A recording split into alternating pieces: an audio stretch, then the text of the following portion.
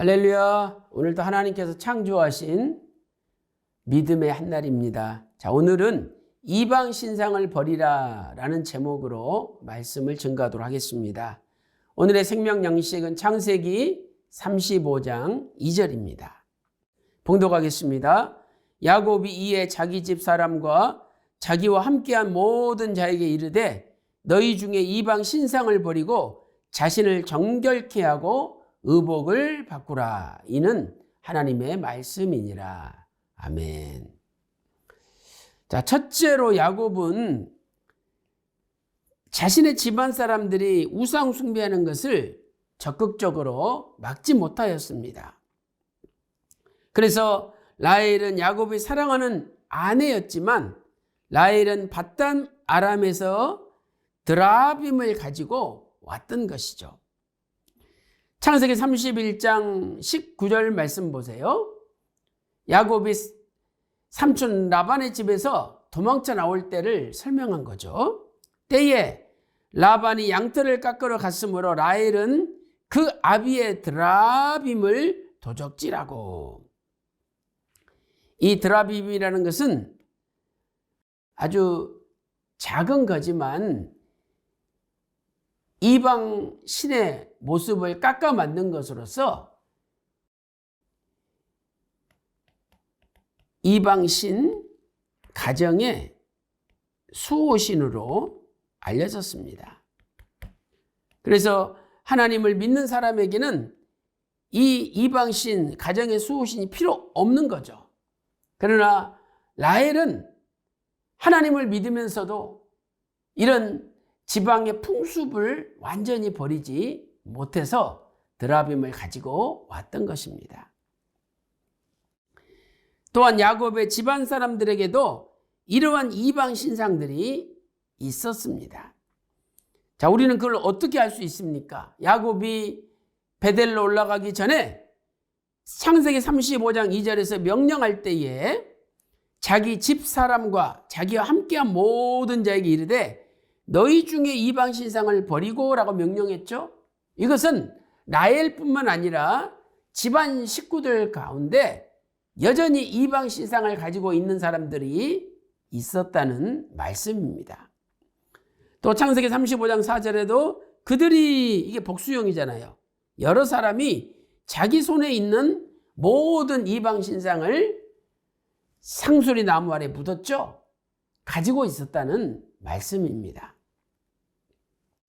이제 야곱은 베델로 떠나기 전에 세겜에서 집안 사람들에게 이방 신상을 버리라고 명령하였습니다. 창세기 35장 2절에 야곱이 이에 자기 집 사람과 또 자기와 함께한 모든 자에게 이르되 너희 중에 이방 신상을 버리라고 명령하고 있습니다.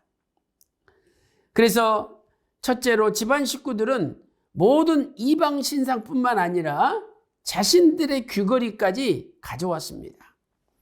창세기 35장 4절 말씀 보세요.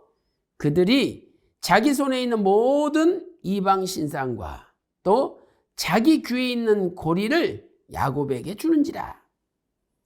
이에 야곱은 그것을 세겜 근처에 상수리 나무 아래 묻었던 것입니다. 그래서 야곱은 두 번째로 세겜의 상수리 나무 아래에 이방 신상과 귀고리를 묻은 거죠. 창세기 35장 4절 하반절 보세요. 야곱이 그것들을 세겜 근처 상수리 나무 아래 묻고. 자, 그렇다면 왜 하필 야곱은 상수리 나무 아래 묻었을까요? 그것도 세겜의 상수리 나무 아래 묻었을까요? 이것은 아브라함의 신앙과 관련이 있는 것입니다. 그래서 세겜의 상수리 나무는 옛날 아브라함이 단을 쌓았던 곳이죠. 자, 창세기 12장 6절과 7절 보세요. 아브라함이 그 땅을 통과하여 세겜 땅 모래 상수리 나무에 이르니 그때 가나안 사람이 그 땅에 거했더라.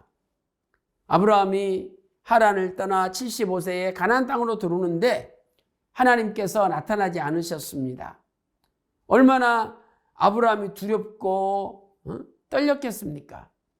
그런데 아브라함이 세겜 땅을 지나갈 때 드디어 하나님이 나타나셨습니다.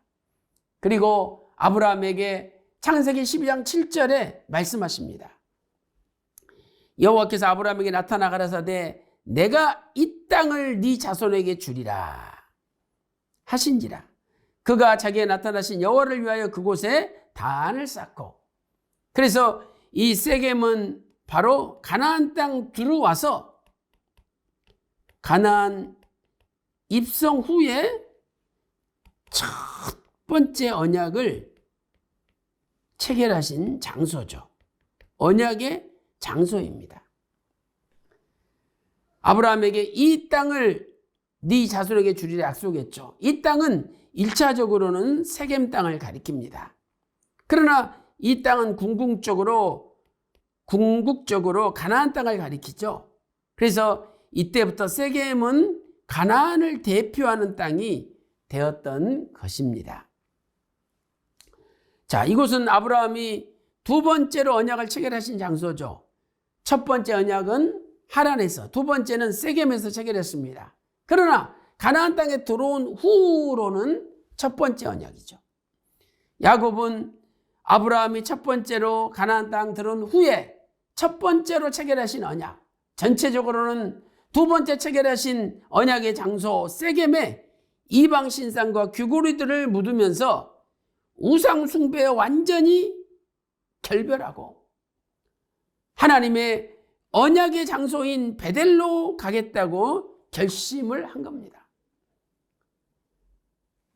이렇게 세겜 상수리 나무 아래에 우상을 묻은 것은 아브라함의 믿음의 노정과 관련이 있는 것이죠. 네 번째, 그렇다면 무서운 우상 숭배의 죄는 무엇입니까? 첫째로 탐심이 우상 숭배입니다. 내가 하나님보다 더 사랑하는 것. 이 탐심은 욕심인데 결국은 하나님보다 더 사랑하는 것.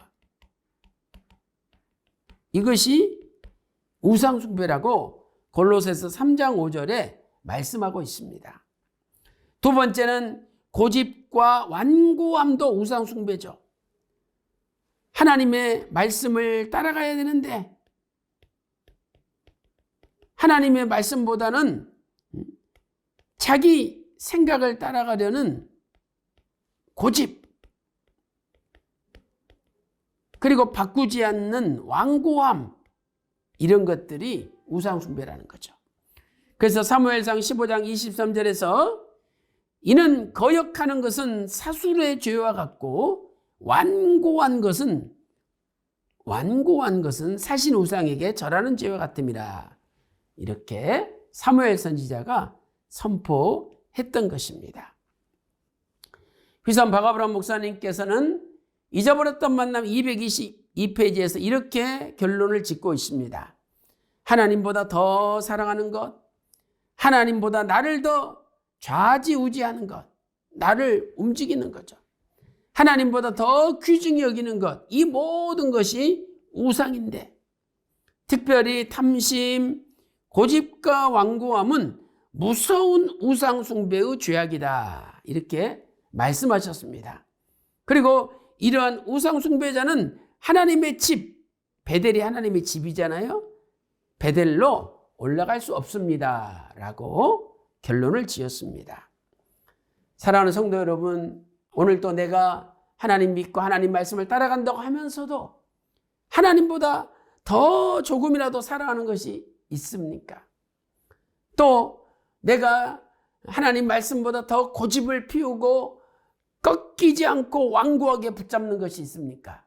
오늘 그러한 것을 아브라함처럼 또 야곱처럼 상수리 나무 아래 다 묻어버리고 버려버리고 하나님의 말씀만 쫓아가는 남은 인생이 되시기를 주님의 이름으로 축원합니다. 기도 올리겠습니다. 살아계신 아버지 하나님, 야곱은 30년 전 서원에 응답하기 위하여 가족들에게 모든 우상을 가져오라, 귀고리를 가져오라 명령하고 세겜 땅 상수리 나무 아래 묻었습니다. 아버지 하나님, 아브라함은 가나안 땅에 들어온 후에 세겜에서 첫 번째로 언약을 체결하고 상수리 나무 아래에서 하나님께 단을 쌓고 예배를 드렸습니다. 아버지 하나님, 우리 남은 생에는 하나님의 언약의 말씀만을 쫓아가게 인도하여 주시고, 아직도 우리 속에 탐심과 고집과 완고함이 있다면 다 제거시켜 주시고, 오직 아버지 말씀만 따라가는 남은 인생이 되게 하여 주시옵소서. 감사드리옵고 존귀하신 우리 주 예수 그리스도 이름으로 간절히 기도 올리옵나이다. 아멘.